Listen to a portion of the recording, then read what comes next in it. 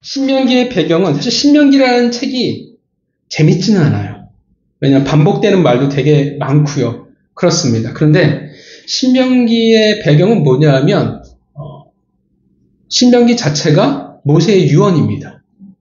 왜 유언이냐면 이제 운명이 달라지게 돼요. 왜 이 신명기 책이라는 책을 기점으로 모세와 이스라엘 백성의 운명이 이제 나뉘어지게 됩니다. 어떤 운명이 되냐면 모세는 가나안 땅이 아니라 요단 동편에서 이제 죽게 될 거예요. 그리고 이제 출애굽 2세대죠. 출애굽 2세대는 여호수아가 이끌고 그들의 부모 세대가 실패한 가나안 땅 정복을 나서게 될 겁니다. 그러니까 모세의 입장에서 보면 어떻게 해요? 이별을 준비하는 거예요. 이별하기에 앞서서 당연히 걱정이 많겠죠. 걱정을 이제 신명기라는 책을 통해서 그들이 왜 실패했는지, 어떤 일을 조심해야 되고 어떻게 살아야 되는지를 부모의 마음으로 남겨놓는 것이 신명기입니다. 그래서 신명기는 사실 모세의 유언입니다. 자, 본문을 보면 강하고 담대하고 두려워하지 말라고 말합니다. 왜 두려워하지 말라고 말을 할까요? 무엇이 두려울까요? 성경에서 두려워하지 말라는 것은 어떤 의미냐면 두려우니까 두렵지 말라고 말하는 겁니다. 이스라엘 백성들의 가장 큰 현실의 문제가 뭐냐면 가장 큰 두려움 중에 하나가 뭐냐 하면 모세의 부재예요. 모세와 이별한다는 것이 그들에게 정말 큰 두려움이었습니다. 아시다시피 모세는 그들에게 있어서 지도자 그 이상의 사람이에요. 애굽에서 출애굽한 후에 불순종으로 말미암아 40년의 광야 생활 끝에 광야 생활을 할 때 그들을 이끌었고 광야에서 죽은 부모 대신이 되어줬던 사람이 모세였습니다. 다 아시지만 광야에서 어떻게 죽어요? 몇 세 이상이 다 죽습니까? 20세 이상이 다 죽어요. 그러니까 지금 그러면 신명기 말씀을 듣고 있는 사람들 가장 나이가 많은 사람이 몇 살일까요?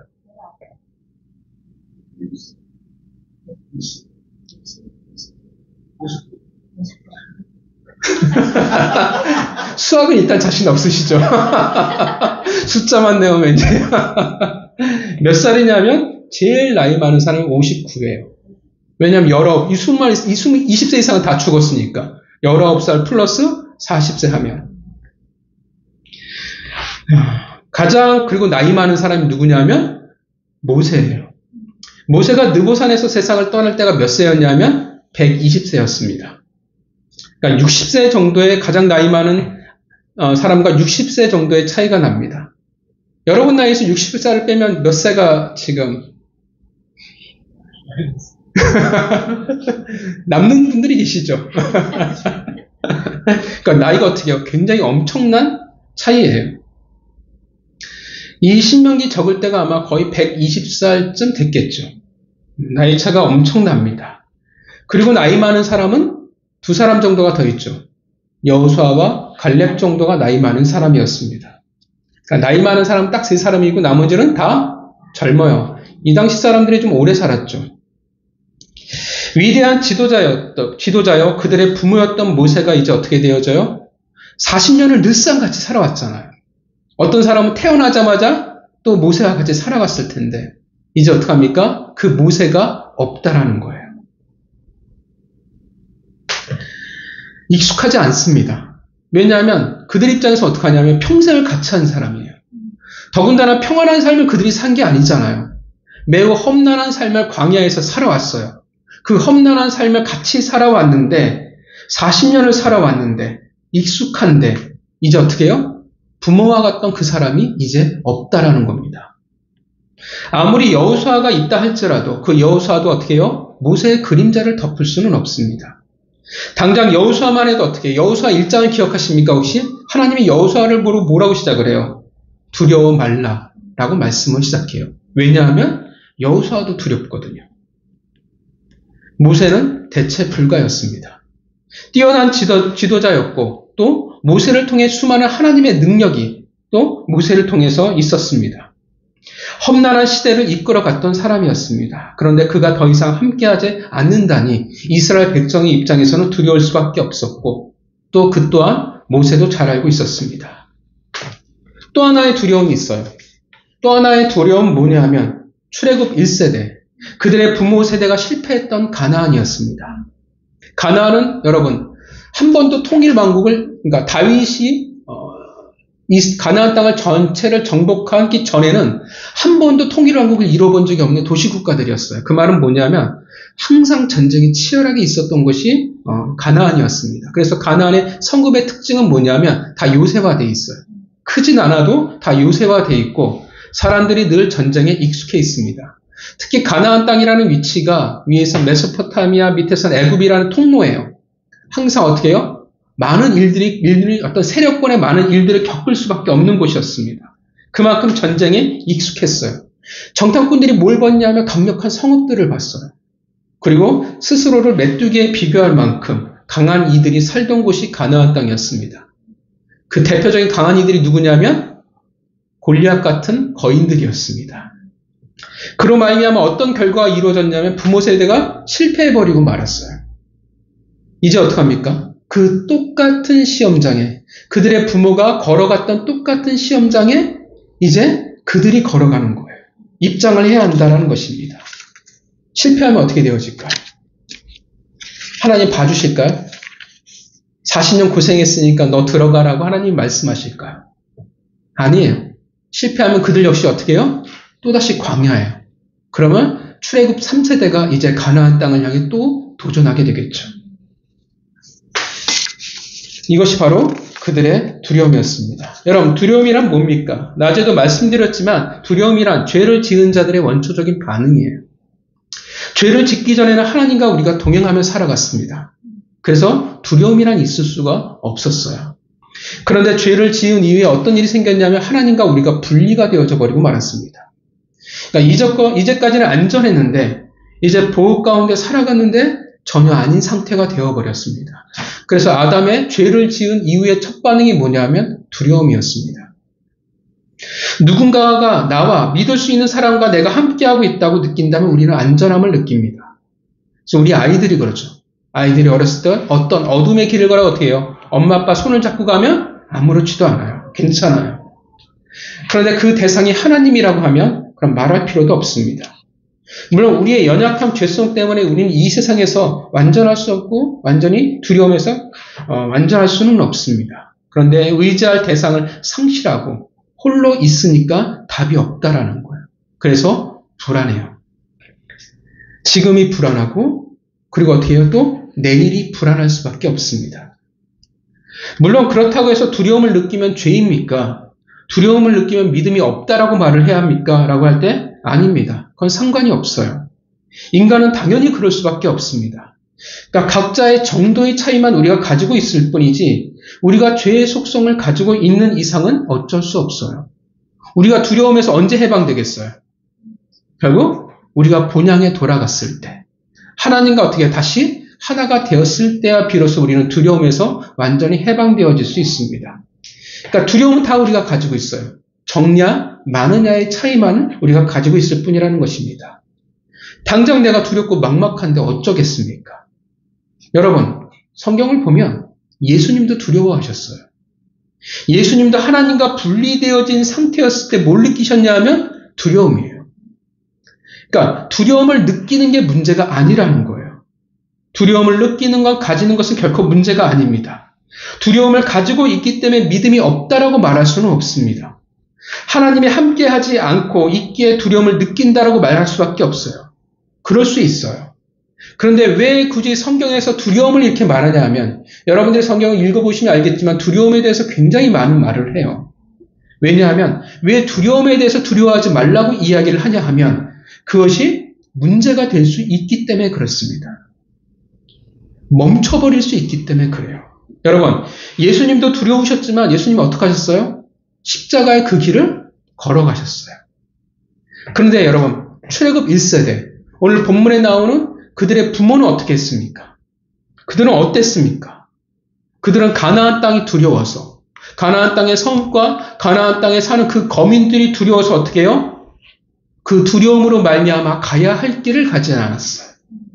가나안을 향해 올라가지 않았다라는 겁니다. 두려움은 느낄 수 있어요. 두려움 때문에 우리가 힘들 수는 있어요. 근데 문제는 뭐냐 하면 두려움이 영향력을 가지고 우리가 걸어가야 할 그 길, 하나님의 길을 포기하게 만들어 버린다라는 것입니다. 해야 할 일을 하지 않게 한다라는 거예요. 우리는 모두 다 두려움을 가지고 있잖아요. 근데 두려움 때문에 멈춰버리면 우리는 그게 문제가 될 수밖에 없어요. 저는 아직도 설교가 두려워요. 그래서 아침에 올 때마다 가슴이 막 뻐근해요. 너무 긴장이 돼서 힘들어요. 지금 몇 년 차인데 아직도 두려워요. 그 전에 담임 목사님이 한 설교는 10년쯤 하면 괜찮아져라고 얘기했는데 저는 거의 꽤 오래 했거든요. 설교를 되게 일찍 담임 목사님이 쓰러지시는 바람에 일찍 시작했는데 한 20년을 한 것 같은데 아직도 두려워요. 근데 그게 문제는 아니에요. 뭐가 문제냐면 내가 두려워서 강대상에 서지 않게 되면 그게 문제가 되는 겁니다. 두려움이 삶에 영향력을 끼칠 때 문제가 되어집니다. 두려움으로 삶의 방향을 내가 결정해버린다고 하면 해야 할 일에 영향을 미치게 되면 그땐 두려움이 문제가 되는 거예요. 믿음에 문제가 생겨져 버리는 겁니다. 우리는 함께 하시는 하나님을 그 순간 놓쳐버리게 되는 겁니다. 그것이 출애굽 1세대의 문제였습니다. 여러분, 출애굽 1세대가 누구였어요? 하나님이 늘 함께 하셨어요, 그들은. 여러분, 출애굽 1세대만큼 많은 기적을 누린 세대가 어디에 있습니까?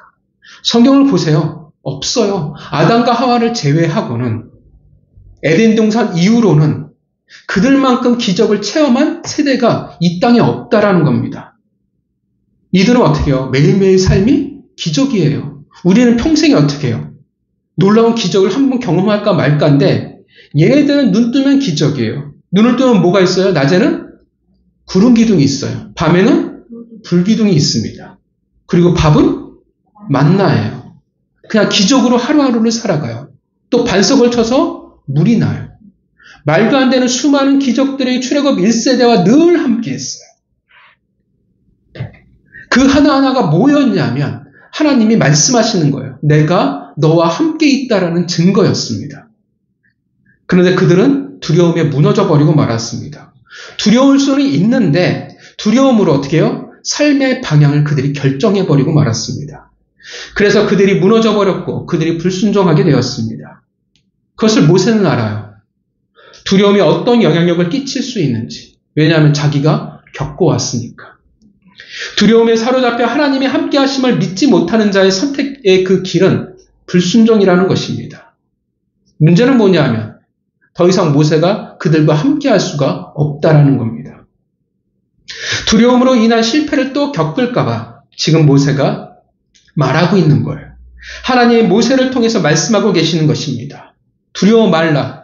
나는 너희와 함께 가지는 못하지만 너희의 하나님 여호와가 너희와 함께 가실 거야. 하나님은 너를 떠나지 않을 것이며 결코 너를 버리지 않으실 것이란다. 그 말을 함께 하신다는 것을 우리가 믿는다면 분명히 붙잡고 있는다고 하면 두려움이 없어지는 것이 아니라 두려움이 더 이상 큰 영향력을 발휘할 수가 없게 되어진다라는 겁니다. 불순종에 이르지 않게 된다라는 거예요. 그렇게 간절한 마음으로 모세는 그의 자녀된 이스라엘 백성들, 더 이상 함께하지 못할 그들에게 말하고 있는 겁니다. 두려워하지 마라. 너희들이 왜 두려워하는지 알아. 그런데 괜찮아. 나는 더 이상 함께하지 못하지만 괜찮을 거야. 왜냐하면 영원한 하나님은 너희와 함께하실 거니까. 어떤 일이 있어도 하나님은 결코 너희를 버리시지 않을 테니까. 그러니 괜찮다라고 말씀하고 있는 겁니다. 그렇게 우리는, 그렇게 하나님의 백성은 그래서 우겨싸움을 당하지 않는 겁니다. 음침한 사망의 골짜기를 걸어갈 수 있는 것이고 어떠한 어둠 속에서도 우리는 소망이라는 빛을 우리는 가질 수가 있는 겁니다. 그래서 우리는 또한 순종하며 한 걸음 더 나아갈 수 있는 겁니다. 성도 여러분, 2023년 고생이 많으셨습니다. 정말 구구절절한 많은 일들이 여러분들에게 있을 것이고 한 권의 책으로 담아내지 못할 수많은 인생의 순간들이 아마 여러분들에게 있었을 거라 생각을 합니다. 물론 지금 또한 그러실 수도 있고요. 그것이 수없이 많은 하나님의 은혜라고 할지라도 우리는 23년 결코 쉽지 않은 시간을 보내왔을 겁니다. 그래서 여러분 고생하셨습니다. 잘 버티셨습니다. 그리고 이제 우리는 또 2024년을 곧 맞이하게 될 겁니다. 각자 그 시간을 맞이하는 느낌은 다 다르겠죠. 그죠? 어떤 사람은 희망일 수도 있고, 어떤 사람은 또 두려움일 수 있고, 우리 아이들이 맞이하는 2024년과 제가 맞이하는 2024년 또 느낌이 다를 거고요. 희망과 기대 혹은 또 다른 두려움으로 우리는 각각 24년을 맞이할 수 있을 것입니다. 한 가지 분명한 것은 우리가 어찌할 수 없는 참 많은 일들이 있다라는 겁니다. 미지의 세계라는 것은 어떤 의미냐면 두려움의 세계라는 말 또한 되어집니다. 그래서 성경은 꽤나 우리의 두려움에 대한 많은 이야기를 하나님이 하고 계십니다. 왜냐하면 아시니까. 우리는 두려움의 시대를 살아가요. 사실 인류의 모든 시대는 어떻게 해요? 두려움의 시대입니다. 우리나라 자살률이 꽤 높잖아요. 근데 얼마 전에도 배우의 안타까운 죽음이 있었습니다. 왜 그렇게 죽음을 택해야만 했는지.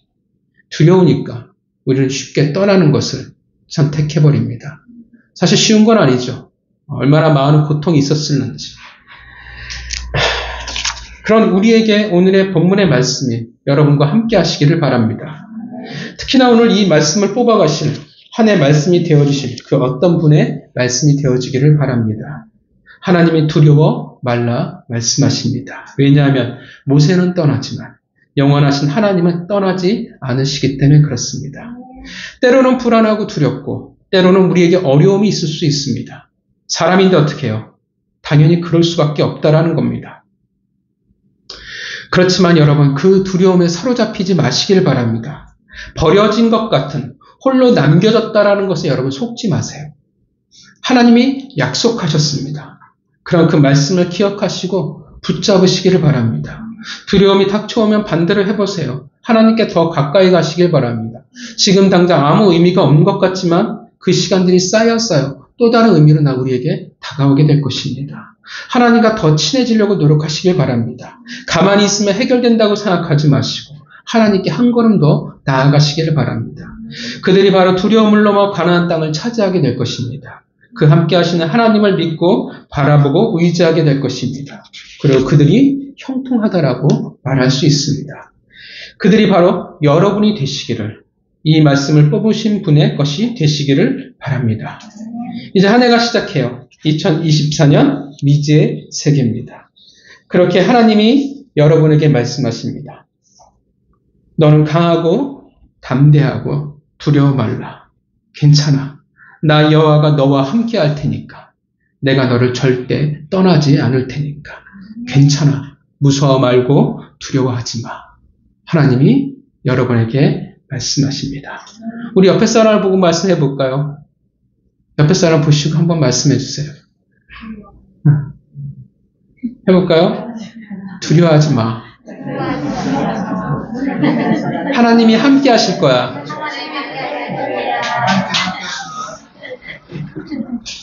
이 은혜가, 이 축복이 2023년 여러분과 이 말씀을 받으신 그 귀한 가정에 영원히 함께 할 줄 믿습니다.